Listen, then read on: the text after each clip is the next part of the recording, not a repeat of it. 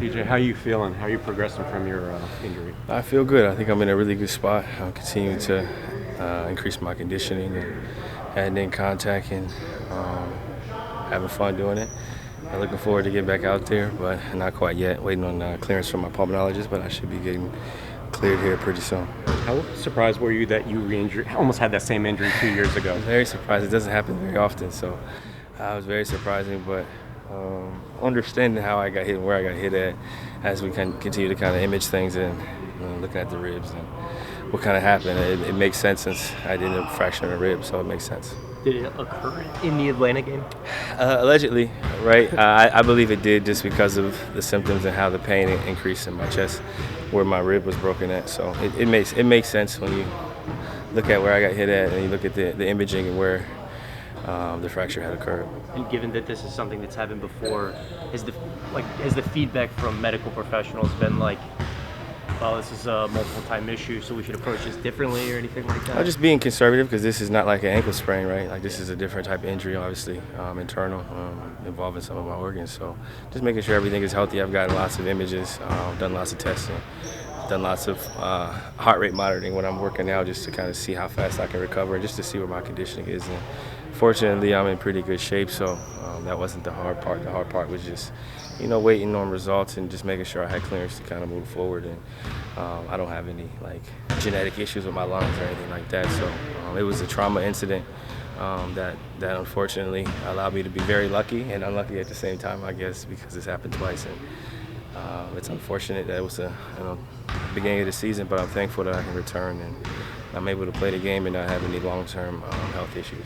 CJ, are there any preventative steps that you can take once you do return, like maybe wearing a compression sleeve shirt or something like that? I got some good padding in the spots I need to have padding on, but it's a crazy play, right? Like I was driving in the hole and like a center hit me, you know what I mean? I just ended up catching the elbow, arms extended, it's if you get elbowed in the right spot, I guess sometimes you can break a rib. I've never broken a rib before, so it was the first time. It's been like watching the Pelicans kind of get certain things turned around these last 4 games here.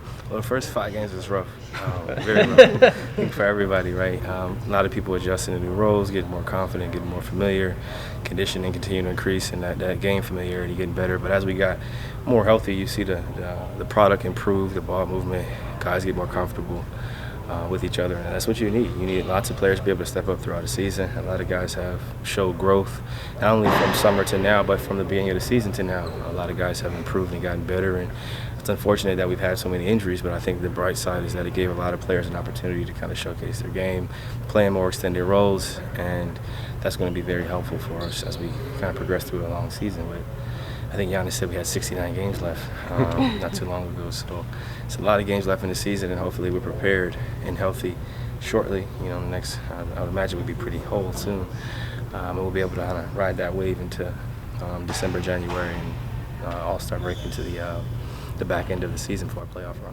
And CJ, what has stood out to you?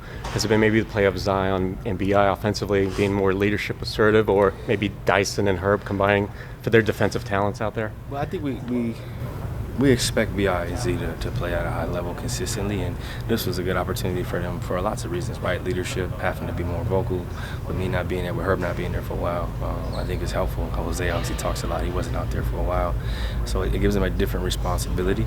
It shows you their growth, it shows you their talent, and they've continued to figure it out together, which is what we need collectively. We need them to be great together and be able to play off each other and be able to play without each other as well. I think it's given them an opportunity. I think Dyson has improved a lot with his confidence. Decision making, his handle has improved, more comfortable. The floaters, trying to get him to keep shooting threes, like shoot those catch and shoot threes. Those are great shots for you. Herb is Herb, right? Like he, outside of Kyra, I think he had the best training camp in September that I've seen in shape, making shots, showing growth and development in his game, his decision making, when to go all the way to the basket, when to shoot the midi, catch and shoot threes has been great for him. And obviously, he's an all-world defender, so I think it's given lots of people a chance. And then lastly, I didn't even talk about JV. JV's been great. A lot of people talk about he don't block shots and all that stuff. He's been blocking shots, protecting the paint, and he played as good as any big can play against who I think is the best player in the NBA in Joker, right? So for him to hold his own, do what he needs to do on offense, get some great stops for us, even though Joker put up crazy numbers, which is what he does. he made him work for it. And then the next night in the back-to-back, he goes up against another all-star center, and Sabonis holds his own, dominates the paint. Just shows you how good he can be when he's involved in the offense, when he feels comfortable.